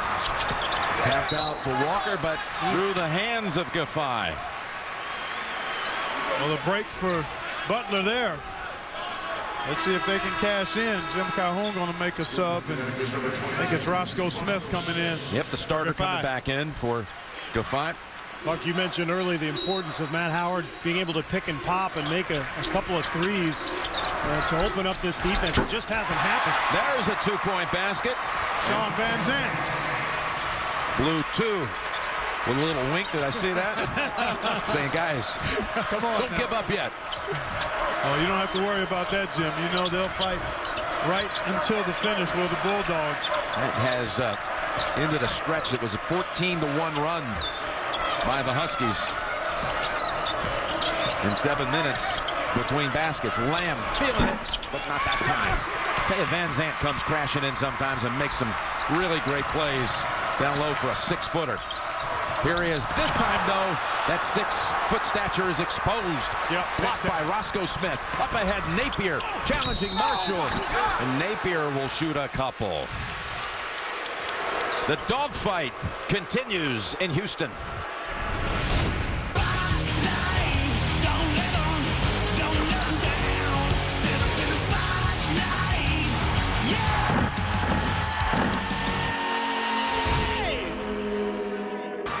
Of Jeremy Lamb and Rolando knocking out Jim Calhoun's team. He was on the bench for Northeastern, and when he went to recruit Jeremy, he said to the dad, "You owe me one." Okay. Still the record, by the way, for the highest field goal percentage by a team in a tournament game in a losing cause. Jim's Northeastern team shot 74% and lost. How about that? But he got the kid who has outscored Butler in this half on his own, 9-6. Well, the way things are going, maybe we'll have the lowest field goal percentage on a winning team. That could be. That's right. I like it. No, we're headed that direction for sure. Butler has to get away to make a shot. They've got to knock down a shot because this thing feels, like you said, Steve, a moment ago, feels like a much larger cushion for Connecticut here. We've seen Butler stay the course and be able to stay within its style and its pace of play, but shot making has to take place if Butler's not going to lose control of this. The 2 free throws by Napier. Ups the lead back to 7. And you would think UConn is looking to seize the moment here. A quick foul call away from the ball. Roscoe Smith, who has 4 blocks, but that's his 3rd foul. And team foul 3 on the Huskies. Gaffai comes in for him. Well, you get the feeling it's got to be Shelvin Mack, don't you? Just the way this game is going. Shelvin Mack, but also Stegall, if he can knock down a 3 or 2. He's been pretty consistent back there. Van Zandt on the mid-range jump shot if he gets a good look. Guys, Howard and Mack combined are 3 for 20. Over the top, Smith got caught underneath. Here he is, Stegall. He hits back of the rim. And again, it's Lamb making the play. Well executed and a good look. Yeah. Everything but the period at the end of the sentence. And this is where UConn can really exploit its advantage with Lamb trying to beat the Stegall. Napier to Lamb for 2 more. What an adjustment from Jim Calhoun at halftime. We haven't seen one high pick and roll. We haven't seen a side pick and roll. It's been all baseline screens and sending shooters off of screens to combat that great Butler defense. That's why he's in the Hall of Fame. Yeah. Bounce pass inside. Andrew Smith left hand short. He had an open shot, then commits the foul. One of those nights for Butler. And I'll tell you what happens when you have 9 shots blocked. That's right. At this point, you start thinking about it. No question about it. You're always looking for those long arms coming up to bother your shot attempt. Zach Hahn comes in. He had an 8-point run of his own on Saturday against the Rams of VCU. But this game now at 9 with 10.5 to play. And Butler's defense continue to scratch and claw while they're considering they're overmatched. Yeah. Particularly dealing with Jeremy Lamb. And the front line of UConn has had its way as well. Lamb with Hahn defending. Bounce pass. Walker lays it up and it goes. Beautiful finish by the little fella, Kemba Walker. And a timeout. Brad Stevens. This matches Butler's largest deficit of the entire tournament. They did come back from 11 down to Florida to win, but UConn is on a roll, a finger roll. Only CBS is America's most watched network. Thank you for making us your choice for the best in television. These 2 finalists both opened up the tournament at the same site. They both were in Washington, D.C., and an oddity, they both stayed in the same hotel for the better part of a week. Got a chance to know in passing one another a little bit, but these 2 programs have never met in history until tonight. For all the chips here in the championship game. Down low, it is Howard, and that one also rolls off the front of the rim. Cannot convert from up close. And they got another well-executed play and got the ball right where they wanted it and just didn't finish. They just can't deal with the length. And I'm actually surprised because, I mean, they played Florida last week. Florida very athletic on the front line. Pitt as well a couple weeks back. You know, Butler's used to going against I think it's just an off night. I really do. I mean, Connecticut, you got to give credit to the defensive effort, but shots are being missed not solely because of the length and shot blocking. There have been some open shots, some easy layup attempts that have been missed. Napier reaching in. Whistle for that one, his first. You may have seen the graphic again a moment ago. No points in the paint for the night. I've never seen anything like it. No, I mean, you know, it's a first for me as well. Championship game or not. And certainly in the title game.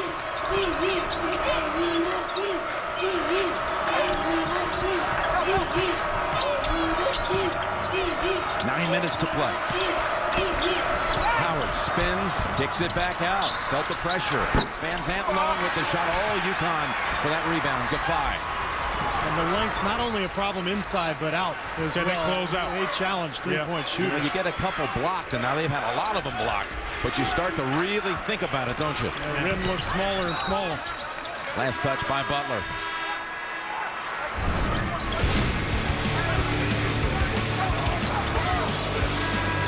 Been a tough night for the Bulldogs. Short, long, right, left, layups, short arm. Second half shooting, there it is. 2 for 21.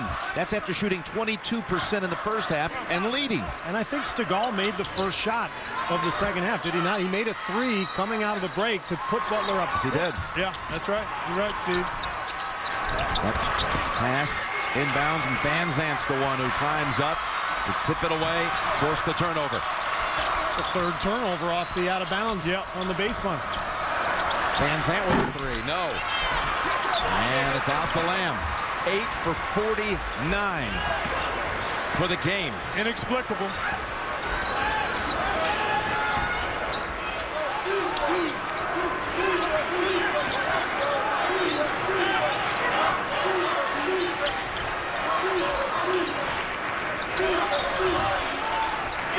There's zone defense here now by Butler.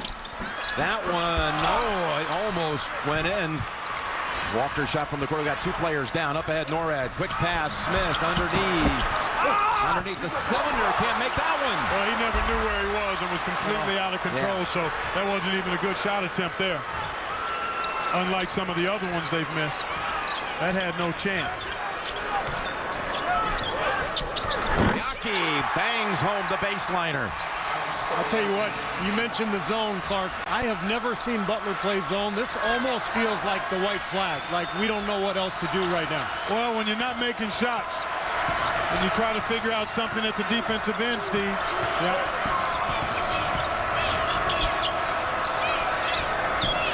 Howard three-point shot. Dips down and out. Shooting 15% for the game as a team. As anemic as it gets, or as you've ever seen at any level. Well, I mean, we knew this was a historic Final Four when we got here. No number 1 or number 2 seeds. This is historic the other way in terms of shooting performance. Hey, you got to give UConn's. We keep talking about the poor shooting, but the defense. Napier is off on that. No, and it's Howard who pulls it down. I don't want to overcredit the defense, though. There have been shots missed that are good shots. And it's not all just the defense. I mean, open shots have been missed. The defense has been part of it. What the fuck? Norad, look at this. Now they got a 3-on-2 from behind. Walker chasing him. Matt, maybe he'll get him going right here. No. And Smith converts on the putback. Finally. And what a horrible decision at the other end by Napier. A 35-foot bounce pass on a 3-on-2. And that's what led to that easy bucket at the other end. They had gone 7 minutes before their last basket, and this was a 6.5-minute stretch between hoops.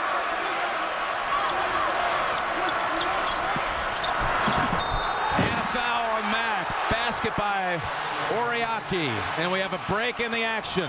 UConn, 5:49 from the title, perhaps. They have defended, they have protected, and they have Walker, Texas Ranger. Jim Clark and Steve back here in Houston. This is what we alluded to a short while ago, second half. Those two droughts with one field goal in between. 1 and 13 minutes plus. And in this second half, guys, Mack and Howard scoreless. The two big guns for the Bulldogs. Unparalleled ineptitude is all I can think of. I mean, they've gotten shots. UConn's defense has been good, guys, but they have missed shots that they normally make and should be making, and for whatever reason, they're not finding the bottom of the basket tonight. And I feel like Butler uncharacteristically, may have panicked a little bit here with this trapping zone defense. That's not who they are. And I thought their defense was fine. And maybe they were trying to force some turnovers. Yeah, trying to create some, and they also were struggling dealing with Lamb. So maybe that was a problem. Yeah. But you see what's happened since they've gone to the zone. UConn's picked it apart, and now all of a sudden they have a ton of confidence. Oriaki at the line for one. Both of his parents were born in Nigeria. I remember mentioning his dad wanted him to play for UConn because he liked Jim Calhoun, and he loved the way Emeka Okafor was coached and how he did in his academics. Graduating in 3 years, Calhoun came to Houston and got Okafor right out of this area, about 5 miles from the stadium here. Hopkins on the floor for Butler. Smith, jump hook, no. And Howard has it knocked out by Walker. Stays with the Bulldogs. The second half, remember, it was a 3-point lead at the intermission. Bulldogs on top. But then the Huskies got it going. Kemba Walker, Jeremy Lamb, Oriaki sprinkled in, but they made some shots while Butler has continued to go through major droughts, and finally Matt Howard able to draw a foul. So the other thing that's happened is, throughout this game, UConn has been able to guard Howard and Smith one-on-one on the block. They haven't had to send any help from the perimeter. And so that's let the UConn perimeter defenders really challenge the three-point shot. And there's just been no holes in this defense. Howard to shoot 2. He's made more free throws than any player in Butler history. He broke the record that belonged to Bobby Plump of Hoosiers fame, Milan High School fame, the man who hit the winning shot, which was, of course, later brought to life in the movie Hoosiers. Plump was a Butler Bulldog after his days at Milan, and there is the parents, Mr. and Mrs. Howard. 9 of the 10 kids here in Houston, including Matt on the floor, with the community up in Connorsville, Indiana, all chipping in to bring the family here. Walker gives it up, and it's Gaffai blocked. And out of bounds, stays with the Huskies. Butler inverted its zone that time, putting Howard at the top, trying to get more size to bother the shooters and the passers, but that allowed Gaffai to get one-on-one coverage with Mack. But UConn unable to convert. Well, you see a lot of holes. We've seen a couple of holes because, again, to your point, Steve, Butler has not typically played this kind of defense. It's just not who they are. Yep. Look at that body control by Shabazz Napier.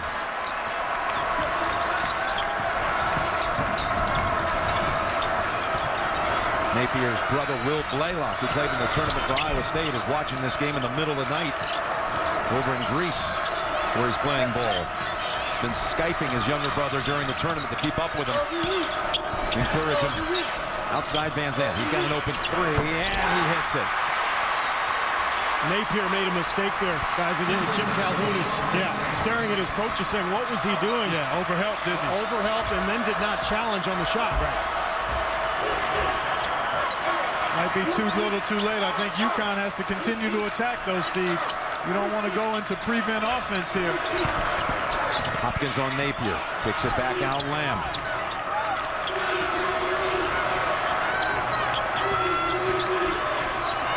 Walker. He'll break an ankle for you if you try to defend him. Those moves, we've seen that before. Not this time with the shot. One of the great plays of the year, winning a Big East game with a move like that at the end. Big East tournament game. Howard driving in, and he thought he might get a foul call. No call. And Oriaki, now he's been a big physical presence. They can't get past him. You know, the other day during the semifinals, I made the point that this is not the Emeka Okafor or Hashim Thabit type shot blocking team, but tonight they sure look like it. And they are athletic and long, and they're bothering Butler on every shot. To beat another talent that came out of Houston. So Calhoun's come down here, picked up a couple of gems, both of them got to go to the Final Four. Calhoun has picked them up from all over the place. Yeah, but two big men out of Houston, and now he's looking for a big win. A third national championship if they can hold on here, the final 3:17.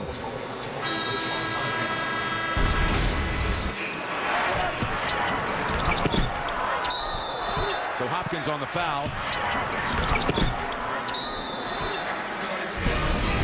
Connecticut has 10 blocked shots, which ties the championship record.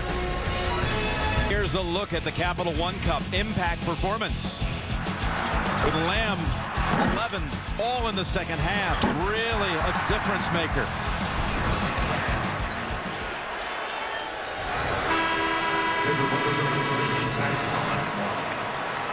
Well, Jim, Butler came into this game shooting 44% from the floor on the season.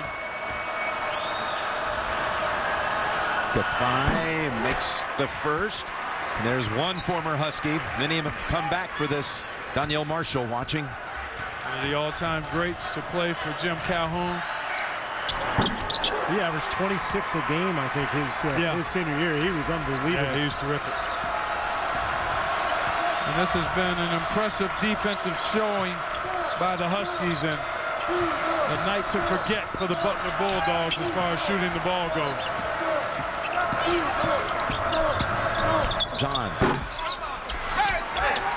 And it's Oriaki, who, by the way, you can't underestimate that performance by Oriaki on the inside. Now with 11 points, 11 rebounds, and 4 of the 10 blocks, which, again, the blocks one away from having the record all alone. Yeah, he's been superb. By You're a right, team. Jim. Yep, he has. He's totally dominated the Howard matchup, which I know you and I didn't expect. We checked that left box. Oh, yeah, we did. At the beginning of the game. We thought Matt Howard would be able to have his way, but Oriaki, much the better tonight. Maybe the best on the floor tonight as Napier puts up the 3-0. And Gaffai comes and fights for it, and quick hands by Van Zandt. Nice closeout by Napier there. Hopkins to Howard. Zahn, open three, way short. Van Zandt. He's going to stay with the Bulldogs. We start talking about the UConn players. You know, Lamb's had the big second half. Kimba's 5 out of 19 for the night with 12 points and 9 rebounds for Walker. As Howard is limping. Well, they didn't need much offense, obviously, tonight. I mean, they're shooting 35%. They got just enough in the second half. Those first 5-6 minutes, the way they attacked kind of changed the game. Sure did. 2 minutes to go. Step back, 3, yes, Mack. Brings it to 10. His first points of the second half come with 2 minutes to play. Just take care of the ball. You don't even need to shoot. Yeah, that's right. Squeeze the orange, space the floor. Zahn's foul will send Lamb to the line. Lowest field goal percentage in a championship game, Washington State, 1941. Wow. In the 70 final. years ago. Lamb will get another one. It was Washington State against Wisconsin. And Wisconsin won the title at 39-34. We talked about Jeremy's father is now Howard is going to be taken out of the game by the officials because he's got blood on him and has to be addressed. NORAD will replace him. I was asking Jeremy last week about his father. What does he do for a living now? He hit that big shot back in college. He's a character coach. He's a motivational speaker. That's his full-time work. And his main theme is usually the A game. He talks about attitude, academics, and athletics. And his son came into that locker room with the A game, didn't he, after halftime? Mack hits a 3. So hold on a minute. With 1:39 to play, trims it to 8. Nearly a steal, and then nearly a tackle. Yeah, that was close. Yeah, I mean, that was a dangerous pass It from really Napier. was. It really was there, Steve. NORAD took a shot to the mouth as he came in there. There it is right there. Oh, he got an elbow from Kemba Walker. 2 shots the rest of the way. Right there in the kisser. Well, those were the 2 shots Mack needed to make earlier when things were getting out of control. Yeah, before this thing got in the comfort zone for UConn. And they were the ones he made against Pitt and against Florida and against VCU. I mean, he's done it this entire tournament, but Mack just couldn't pull off the miracle tonight. Well, we have the first one to 50 with 1:31 to play. There you go.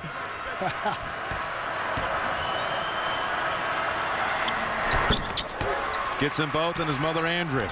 Turns around with the rest of the family and wondering if they can go ahead and escape the last 1:30. Certainly all signs look good for the Huskies as Mack nearly has it stolen.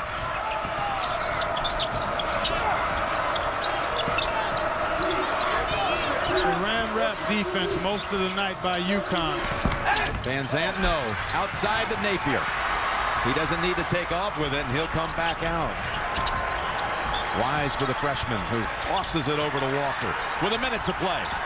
Walker sees a seam, but comes back out. A Husky team that in desperate games goes undefeated on the year. Open with that run in Maui, and they finish finding paradise here in Houston, it looks like. They win the Maui Invitational. They go 5 for 5 at the Big East 5 days. And then the 6-game run through the NCAAs. It's amazing stuff. Back out to Lamb. It sure is, Jim. When you look at it in that context. And there's Jim Calhoun. He knows it's done now. Just a matter of 30 seconds. His wife, Pat. This team has given him one of his greatest joys as a coach. No question. He'll even tell you. Yep. It's been a thrill beyond compare. This is a coach that had already won 2 titles before tonight. His last one also coming here in Texas over in San Antonio in 04. His first was in St. Petersburg in 99. And he's now going to have 3 since 99. No other coach can say that. That's right. You know, Donovan had 2. Krzyzewski since then has had 2. And how about the company that he sits in now? Sure. With All-time 3. All-time At least with 3 titles. John Wooden, Adolph Rupp, Coach K with 4. Mike Krzyzewski, Bobby Knight. Bob Knight with 3. Yep. Howard puts up a 3. It's back out to Mack. I don't know. The Cinderella run for Butler.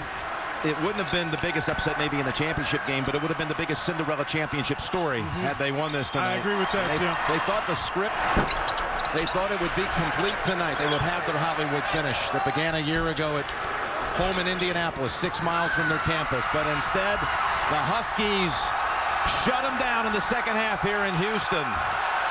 And the Huskies are the top dog in 2011.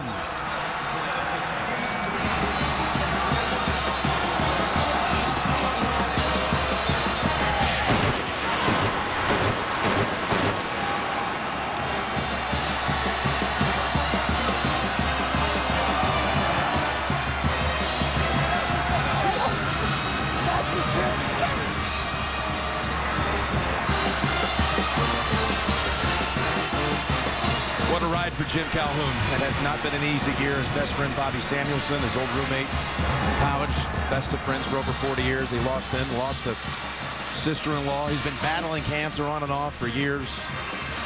He's clean now. He and his wife Pat have opened up a cancer wing at a hospital up there. Great to the community. Adds to his incredible record with a 3rd championship tonight. Everybody talked about the dogfight coming in, right? Huskies and Bulldogs. But one thing was very clear tonight here in Houston. Connecticut wins Best in Show.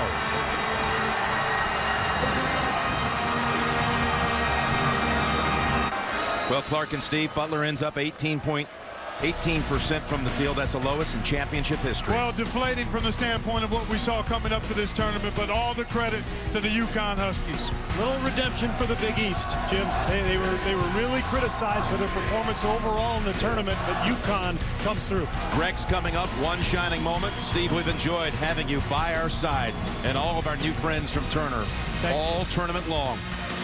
It's all coming up. One shining moment on CBS. Our final score, the Huskies of UConn 53, Butler 41.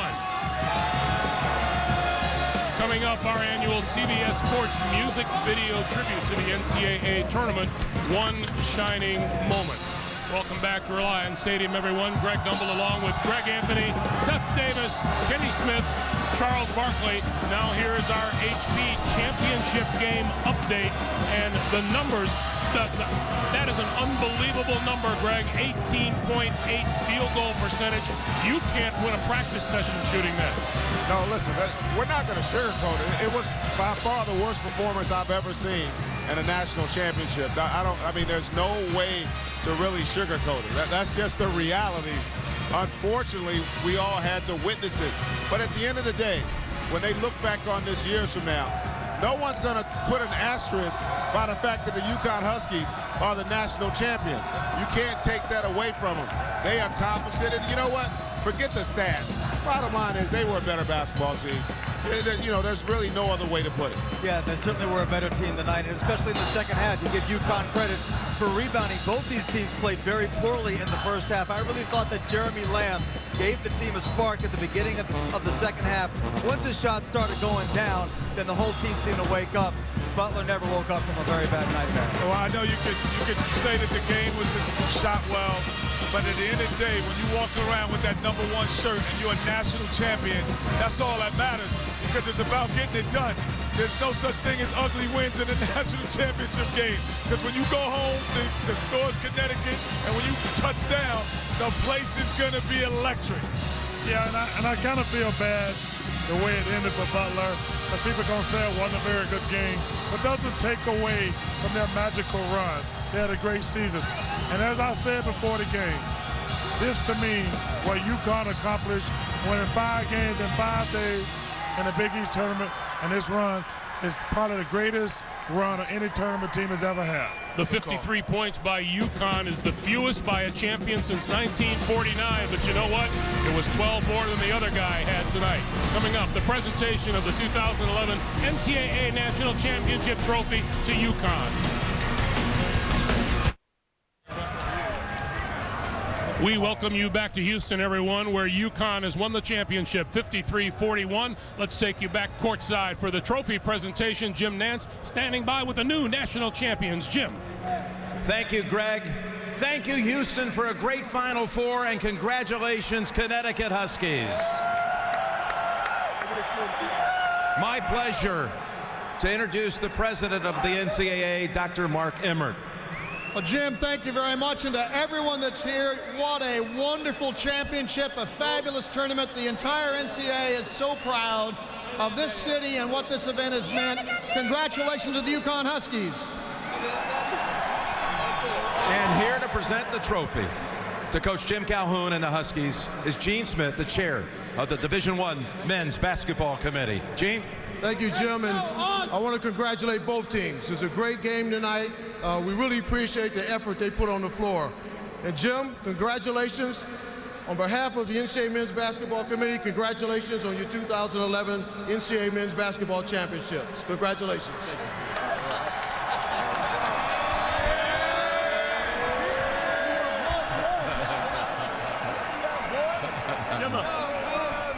He's going to let Kimba hold it. Coach, number 3 in school history, all of them since 1999.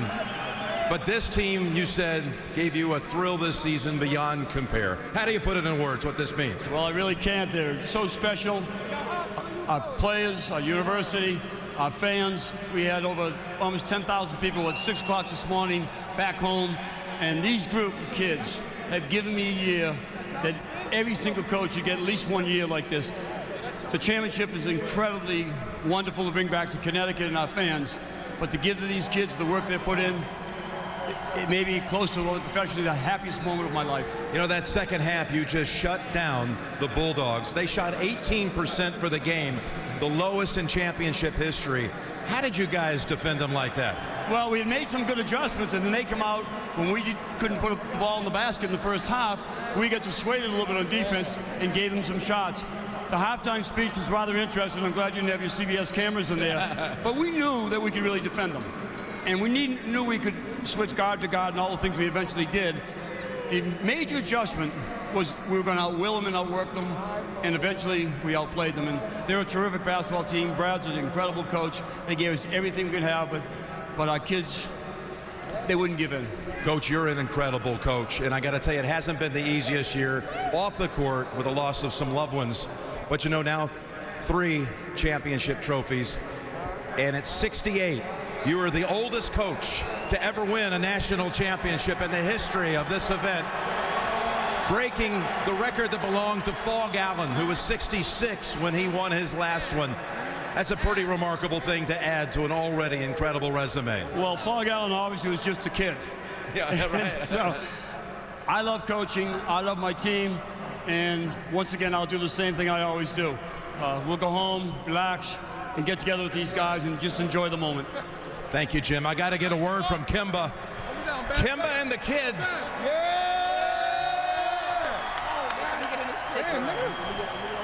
Hey, Kimba, when we talked last week up at Gamble, you were talking about May the 8th. A few things are going to be happening on that day for you. Give everybody a clue, will you? May 8th, I'll be graduating. In 3 years.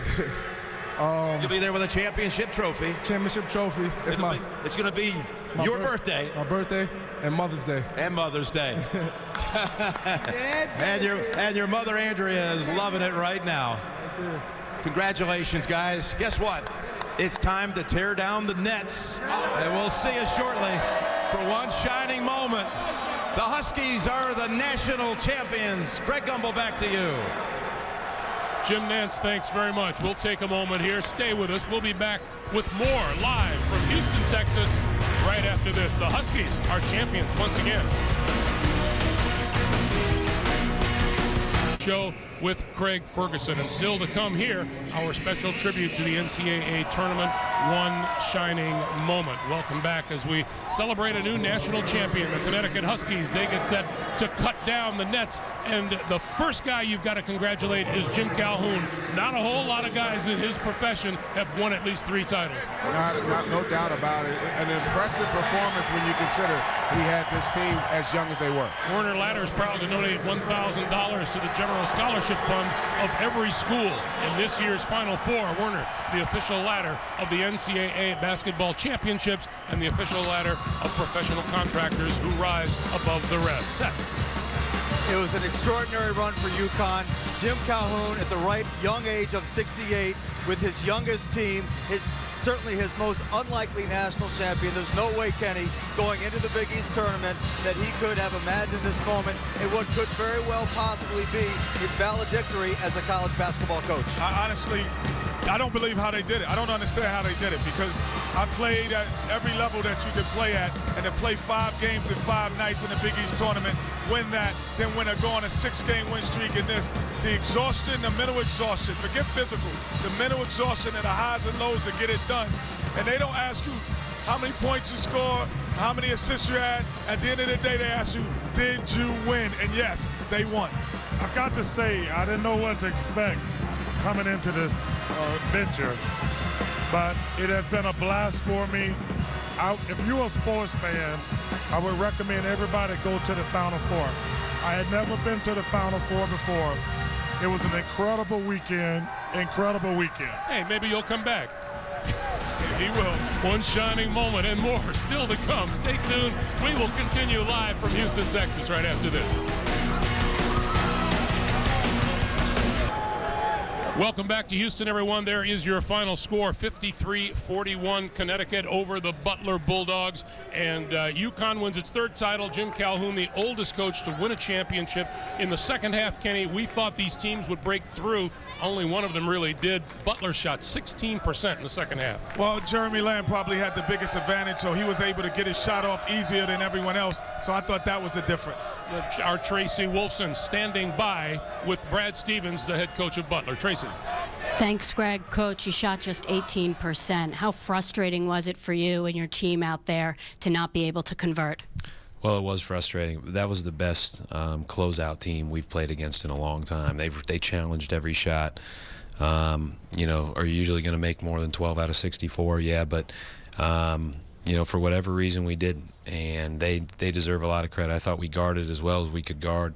We had to gamble a little bit late, and it gave them a few more points, but our guys fought. Our guys did what they do, and you know, you hit a couple more shots, you're right there with a chance, but we didn't, and that's part of it. And you know, I just told them in the locker room what they've done for Butler and what they've meant to Butler is you can't even put it into words. I'm not sure that you can put it into words for the sport. It's been remarkable, and I'm really proud of them. Well, congratulations on a great season. Thank you so much. Greg? Tracy, thank you. Brad Stevens has done great things for Butler as well. Charles? You know, people at UConn deserve to win the game, but what he has done and those kids have done for Butler has been remarkable. I know they feel horrible right now, but when they get a chance to step back, what they did was amazing. It was amazing. I really believe that the reason VCU was here because Butler was here last year. They've given hope to everyone who don't have the resources to get the top players to fly all across the country every day. They give people hope to say, you play hard, you play smart, you play together, you can win. And they're not one-hit wonders, by the way. They lost 2 starters from last year's team. Matt Howard is a senior. They're losing some guys here. They have some good young guys who played well in this tournament. Kyle Marshall, Sheldon Mack may be back. They're going to be good again next year. They have a culture of continuity. Yeah, and a culture of winning. And listen, although it was the ugliest game we've ever seen in a national championship, it doesn't really diminish what they've done over the last 2 seasons, no doubt about it. They should be proud, even though right now I know they're feeling a lot of pain. Meanwhile, UConn wins 11 games over the last 27 days and the title. Don't forget, still ahead tonight. After your late local news, stay tuned. A title game. We'll hear from the jubilant winners and have reactions to the new national champions. Once again, the Huskies on top of the college basketball world. Our congratulations to head coach Jim Calhoun and the newly crowned champions from Connecticut. It's Coach Calhoun's 3rd national title, his first since '04. We also applaud Coach Brad Stevens and the Butler Bulldogs, who enjoyed another outstanding season with a 2nd straight championship game appearance. As we get set to say so long from Houston, we leave you with the 2011 edition of One Shining Moment.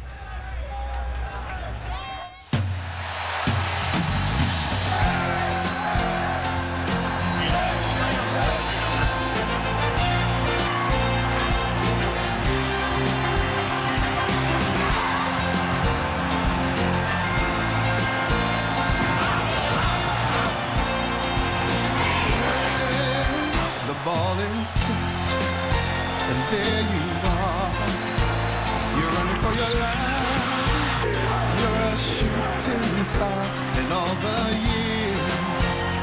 No one knows just how hard you worked, but now it shows in one shining moment. The Butler did it again. One shining moment, they're frozen in time. The time is short and the road is long. In the blinking of an eye, that moment's gone. And when it's done, win or lose, you always did your best, 'cause inside you knew that in one shining moment you reached deep inside. One shining moment you knew you were alive. Feel the beat of your heart, feel the wind in your face. It's more than a contest, it's more than a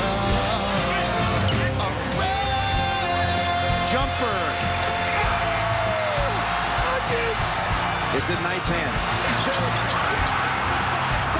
The Reds have made it to the Final Four. Now Mack up top. And misses.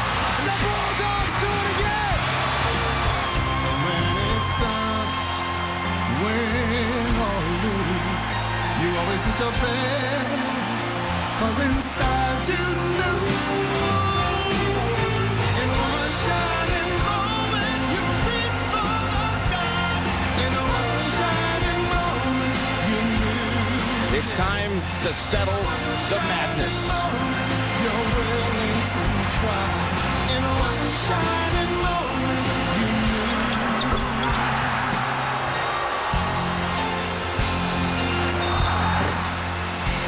One shining moment.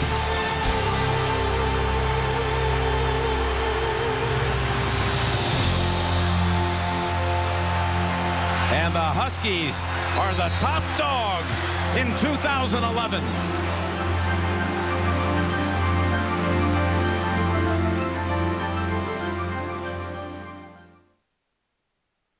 Congratulations to the NCAA champion UConn Huskies. Now on Eyewitness News. Here in Houston. And the Huskies are the top dog in 2011. The crowd goes absolutely wild as the UConn Huskies become national champions.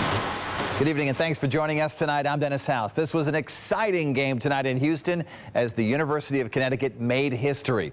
The crowds, as you might imagine, on the UConn campus are pretty excited as well. This is video just back from Gamble Pavilion. We have team coverage tonight, but we begin with reaction from the UConn campus and stores with Channel 3's Ray Vieta.